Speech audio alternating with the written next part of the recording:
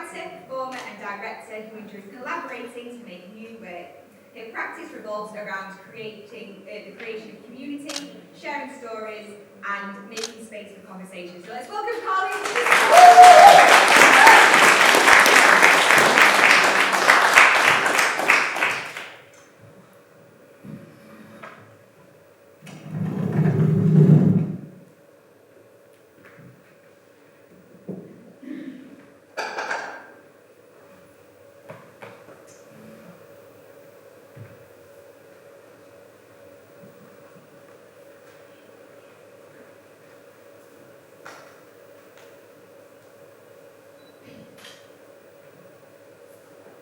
My mum is the typical Irish mum. She has a great funny bone. She's cheeky. She's always sneakily giving money to her grandkids. And her sparkle is blinding. 3.5 years ago, my dad dies in his sleep. My mum is free. Free to start living. 3 years ago, repeated conversations started. 2 melted electric kettles on the hob later equals a trip to the GP. 1 flooded house later and a full 24-hour care began. I'm an electrician, not a nurse, but I'm lead carer for my mum. I'm one of 7. 1 lives in Australia, the other across the pond, and 4 of my siblings live nearby.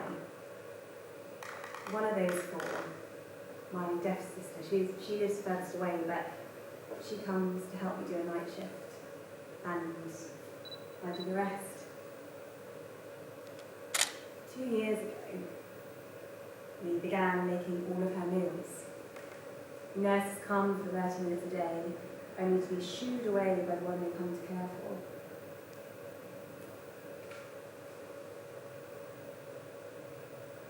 Cutlery starts going missing. I find 3 sets in the washing machine drawer. I mean, I can see her thinking. Her brain has time travelled back to when we were kids, to her happiest memories. Extravagant escape plans, school pickups, show her sparkle. Daisy, her baby doll, brings her most joy, but must be replaced nightly with sleeping Daisy. She's surprised and glad that Daisy doesn't cry in her sleep. A year ago, after sleep-falling injuries, we receive a hospital bed. My sister takes an extra shift, and one of my brothers also does one. We lock the driveway gate to ensure there's no great escapes. At Christmas, Mum counts on repeat 12. She's mesmerised by one of the kids' toy cactus. Daisy also gets a happy opinion on it. A month ago, a broken hip means she's not able to leave her bed. We pick her clothes and change her nappies. 1 week ago, 1 mini heart attack, and there's no more witty one-liners. We either pump her full of pills in the hospital, or she leaves us from the comfort of her own home. My sister from across the pond puts on her nappies incorrectly. What is she doing to you? Well, I don't know. Her catchphrase to show me that she's still my mum. My brother from Australia arrives for 2 days and has those days with her before her sparkle moves on. A foreseen shock. My sister has really helped me. Wasn't here. I didn't text. Writing felt too real. I called her son to tell her the news.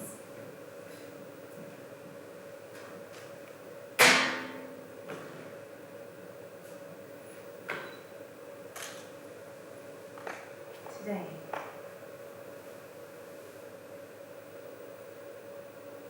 before she's enclosed, I'm alone with Mum.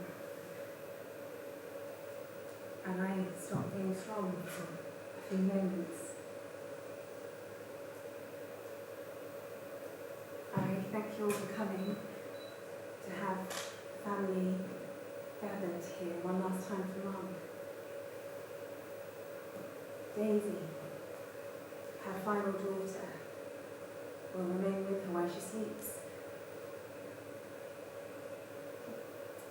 My mum was the typical Irish mum. She had a great funny bone. She was cheeky. She was always sneakily giving money to her grandkids. The sparkle was blinding.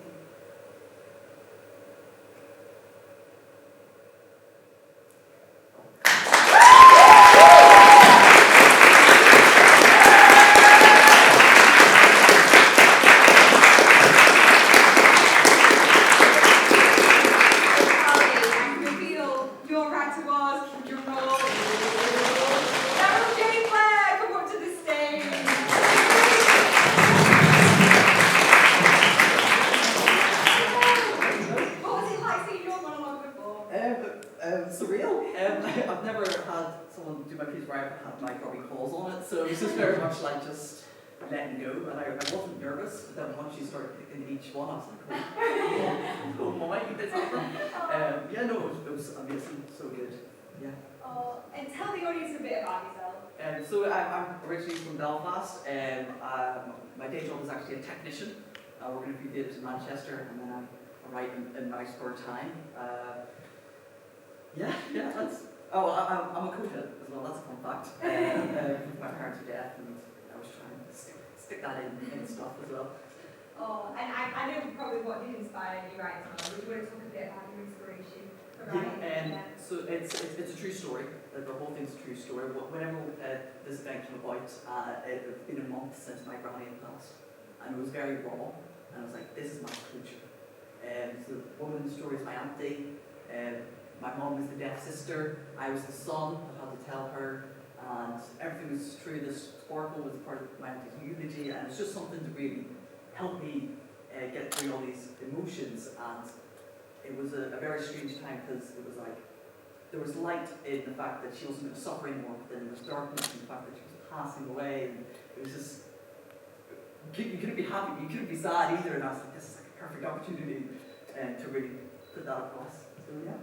Thank you so much, Daryl.